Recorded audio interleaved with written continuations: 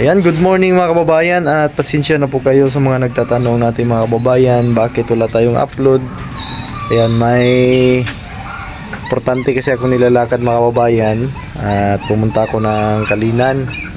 Kinuha ko kasi yung birth ni John Red, at saka pumunta din kami doon sa bukid or sa bundok mga kababayan, kasi pista po nung December 8. Ayan, kaya po ako pumunta doon. Isa na din yon yung pagkuha ko ng birth certificate ni John Red mga kababayan. Ayan, at nandito na po ako ngayon at nagbabalik po sa paggawa natin bahay. At ito na po yung mga materialis. Ayan, thank you din kay Ma'am Sidiki. Dito na yung 20 sacks at 20 bags na cement.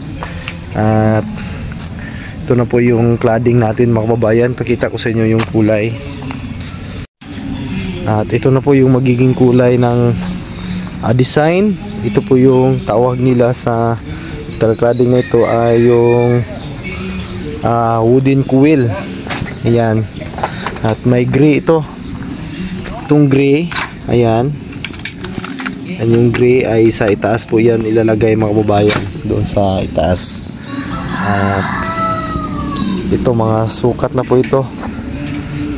Mga balisukat na po ito mga kababayan sa ating kakabit para wala ng putol.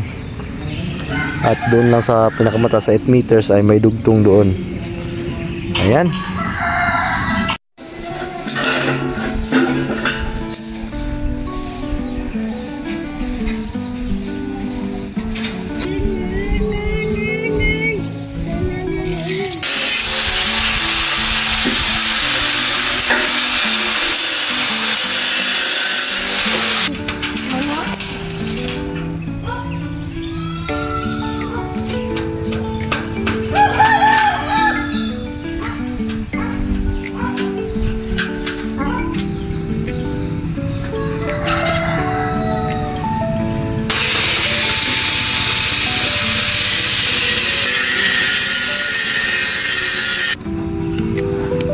Lagi baki ma.